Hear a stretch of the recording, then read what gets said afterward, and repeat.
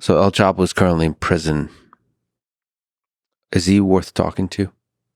I'd say yes. Is there things that to you are interesting about him that are still not understood? Is he a window into something that you don't understand about that world still? Or are curious about in that world? I think he's a window into the family dynamics of that world. When I say family dynamics, Mexico has a big thing about compadres, and hermanos. Like, we have people that we call family that are not necessarily our family.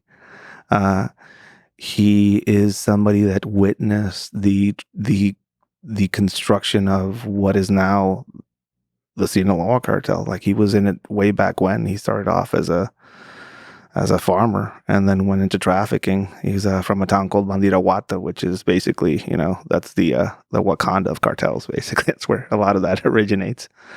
Um, the things that he saw as far as how some of these things got built, I think would be an interesting topic of conversation with somebody like him. So that story is a story of evolving family dynamics. So Yeah. part of the story of the cartel is individual humans marrying other families, getting named padrino, basically godfathers to other people's kids, forming family and blood ties and influence ties to people not only in Mexico but in the United States.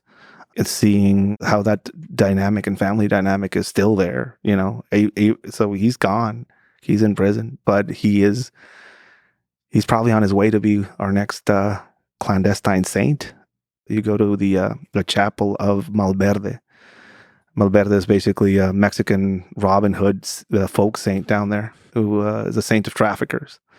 And at his shrine, you have a small little Chapo shrine right next to it. So he's on his way to sainthood in Mexico. Not recognized by the Catholic Church, but that doesn't matter in Mexico anymore. Speaking to somebody like him, who you can consider him somebody that lost, he's arrested, but his family's okay. His legacy is out there. He's going to be named. He's probably going to be the next folk saint when he passes away. Do you think he feels like the new wave of what the cartel has become has betrayed him, has left him behind? Or because it seems like the way the cartel operated has changed over the decades. Yeah. Well, number one, their power and influence is bigger. There are Sinaloa cartel operations in Colombia, straight to in the source of it. And then there are they have a clear presence in places like Chicago and Los Angeles. They're in the United States. The whole thought process that a lot of Americans have, like, we don't want that trouble over here. We don't want them to get here, or like build a wall and all this. So they're deeply integrated into legitimate businesses. I mean, they've been having kids and families up here for a long time. Some of these people have American passports that work not only directly for them, but have blood ties down there.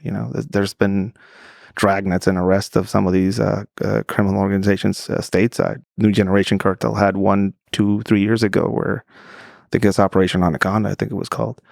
They arrested over 80 of their operatives. And this is a new cartel that is very militaristic and growing in Mexico. And they had over 80 arrests in the United States, that of members of them operating here.